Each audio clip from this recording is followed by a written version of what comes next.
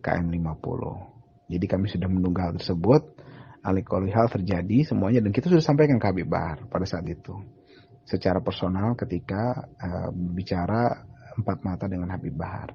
Akhirnya dari pasal-pasal yang dituduhkan tadi, Habib Bahar ditangkap tadi malam dan langsung ditahan. Jadi ada penangkapan, kemudian disusul dengan penahanan. Itu dituduhkan pasal, jadi gelar perkara juga langsung tadi malam, tanggal 3 Januari sekitar pukul 9 atau 10, langsung ada penangkapan, kemudian sejurus kemudian ada penahanan. Pasal yang dituduhkan adalah naik pasti pasal 14 Undang-Undang 1 tahun 1946 dan juga Jungto pasal 45A tetap ada Undang-Undang ITE. Gitu, karena kalau saya tidak salah diduga yang mengupload itu juga ditetapkan sebagai tersangka atau ditahan gitu. Saya agak kurang paham juga, kurang lebih seperti itu. Makanya membutuhkan pasal terkait Undang-Undang ITE itu juga. Tadi malam juga kita langsung mengajukan permohonan penangguhan penahanan. Dini hari, tadi dini hari. Upaya hukum lainnya kita masih akan tetap berkoordinasi dengan klien yaitu Habib Bahar bin Smith, karena memang kita harus persetujuan dan sepengetahuan beliau. Beliau agak unik jujur saja orangnya, karena berbeda dengan yang lain terkait dengan penyikapan terkait masalah hukum. Beliau punya pandangan sendiri, beliau orang cerdas, jadi kita diskusinya lumayan alot kadang sama beliau gitu, tapi kita tetap menghormati apapun keputusan beliau. Kemudian dengan bijak beliau meminta pada pukul 1 atau 2 kepada orang tadi malam dini hari kepada orang-orang kepercayaannya untuk menyuruh atau meminta masyarakat pendukung beliau membubarkan diri untuk mencegah hal-hal yang tidak diinginkan. Luar biasa untuk beliau persatuan dan kesatuan serta terjaganya NKRI dan mencegah keributan antar masyarakat atau antar masyarakat dengan pihak penegak hukum itu benar-benar dihindari oleh beliau. Luar biasanya beliau masih memikirkan itu dan beliau sangat santai, bahkan kita pengacara yang pusing beliau santai, rileks, tenang saja menenangkan kita karena memang sudah risiko. Beliau sudah menyiapkan bahkan koper ketika berangkat dan juga kain kafan, apapun yang terjadi terhadap beliau sudah siap. Demikian Bang. Ceramahnya juga materinya sudah disiapkan sama pemerintah gitu kan ya, dan tidak digaji sama pemerintah ya. Siapa sih dari luar yang menghasut kan? Enggak ada. Ya, semua gak baik saja. Lebih banyak menghasut yang buser-buser itu, jauh lebih banyak dosanya yang memfitnah itu dibandingkan ulama itu untuk mengisi jiwa. Yang buser-buser itu memaki-maki, memfitnah-fitnah luar biasa. Jadi tolonglah siapa yang bisa memperbaiki itu. Itulah sebenarnya sumber daripada segala macam kekacauan buser-buser.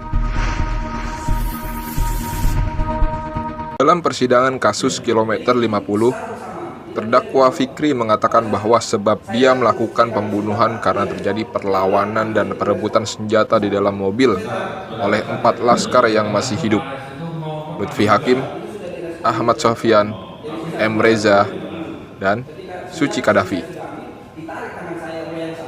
Fikri mengatakan dia dicekik dan ada bekas merah cekikan.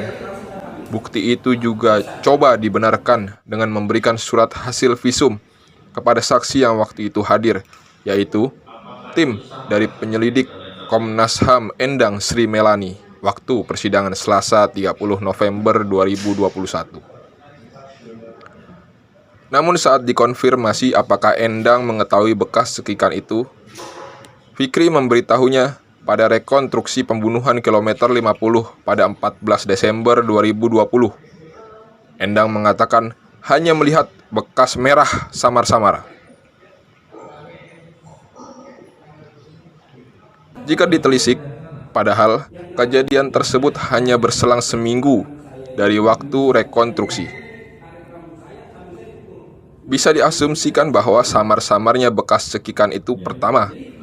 Memang cekikan itu tidak terlalu kuat hingga dalam waktu seminggu sudah mulai menghilang, yang artinya perlawanan yang dilakukan oleh Laskar FPI tersebut tidak terlalu besar. Kedua, memang tidak ada perlawanan apalagi pencekikan yang dilakukan Laskar FPI, yang mana membawa keraguan masyarakat dari hasil visum itu. Terlebih lagi, tidak adanya kesaksian dari korban tentang kejadian tersebut, karena korban sudah dibunuh. Informasi tersebut menjadi satu sumber tunggal yang membuat kekuatan faktanya tereduksi.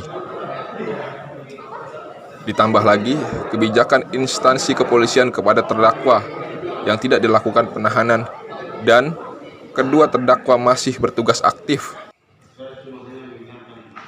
Jika masyarakat menduga ada semacam afeksi atau kedekatan subjektif untuk melindungi rekan kerjanya, tentu hal tersebut tidak mengada-ngada.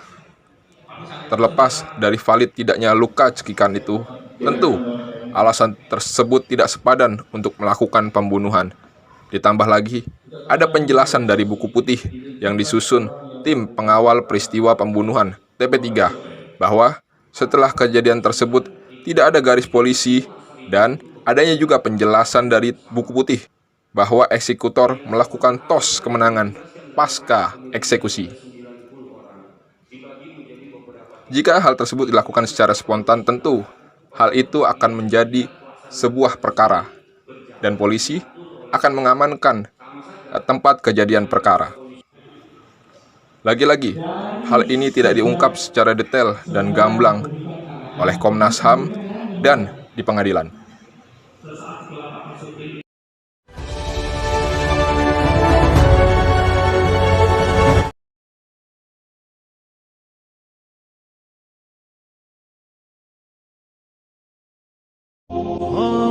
Siapa yang menembak dari jarak dekat, siapa yang menyiksa, membakar, siapa yang mengotopsi tanpa izin keluarga, kenapa perutnya dibelah, kenapa kulitnya biru-biru, kenapa dipukul pakai senjata tumpul.